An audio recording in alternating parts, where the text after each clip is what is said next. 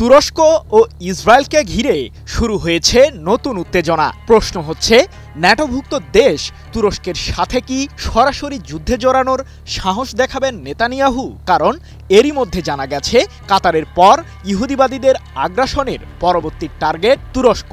তবে দেশ দুটি যদি সত্যি সত্যি যুদ্ধে জড়িয়ে পড়ে তাহলে মধ্যপ্রাচ্যে ঠিক কতটা বল প্রয়োগ করতে পারবে মার্কিন প্রশাসন? অঞ্চলটিতে যুক্তরাষ্ট্রের প্রধান প্রতিনিধি হিসেবে ভূমিকা পালন করে আসছে ইসরায়েল, আর এই ভূমিকা কেবল সামরিক আগ্রাসন ছড়ানোর মধ্যেই সীমাবদ্ধ নেই, যার বাস্তব চিত্র উঠে এসেছে গাজা উপত্যকায় নেতানিয়াহুর বর্বরতার মধ্য দিয়ে। কাতারের দোহায় সম্প্রতি বিমান হামলা চালায় ইসরায়েলের সামরিক বাহিনী, যাকে ঘিরে বিশ্বজুড়ে শুরু হয় তুমুল আলোচনা সমালোচনা। হঠাৎ করে কি এমন হলো যে যুক্তরাষ্ট্রের অন্যতম বন্ধুরাষ্ট্র কাতারেও হামলা চালাতে হলো নেতানিয়াহুকে? এই প্রশ্নের উত্তরও ইতোমধ্যেই পেয়ে গেছে বিশ্ববাসী। ইসরায়েলের দাবি, ফিলিস্তিনের স্বাধীনতাকামী সংগঠন হামাসের শীর্ষ নেতা খলিল আল হায়াকে হত্যা করতেই কাতারে হামলা চালিয়েছে তেল আবিব। যদিও সে সময় দোহাতেই অবস্থান করছিলেন হামাসের এই নেতা, তবে ইসরায়েলি হামলায় প্রাণে বেঁচে গেছেন তিনি। কিন্তু ইসরায়েলের সেই আগ্রাসনের রেশ কাটতে না কাটতেই শুরু হয়েছে আরেক আলোচনা। নেতানিয়াহুর সামরিক বাহিনীর পরবর্তী লক্ষ্যবস্তু কি তাহলে তুরস্ক?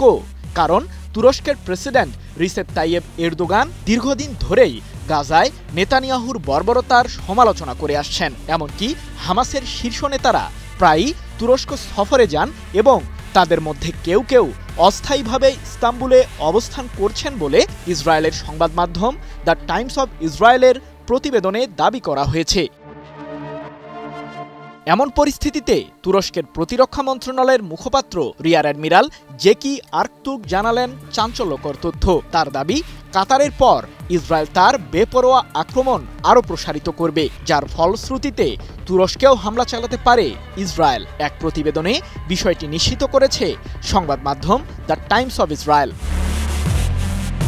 কিন্তু যুক্তরাষ্ট্র নিয়ন্ত্রিত সামরিক জোট ন্যাটোর অন্যতম সদস্য রাষ্ট্র তুরস্ক, যার মাধ্যমে দেশটি ইসরায়েলি আক্রমণের মুখে অনেক বেশি সুরক্ষা পাবে বলে দাবি সমরবিদদের। শুধু তাই নয়, কাতারের তুলনায় সামরিক শক্তির দিক থেকে অনেক বেশি উন্নত তুরস্ক। এমনকি ন্যাটো সদস্য দেশগুলোর মাঝে যুক্তরাষ্ট্রের পরে সশস্ত্র বাহিনীর আকারে দ্বিতীয় অবস্থানে রয়েছে আঙ্কারা। মধ্যপ্রাচ্যে উত্তেজনা বৃদ্ধির সাথে সাথেই তুরস্ক তার প্রতিরক্ষা শক্তি জোরদার করেছে।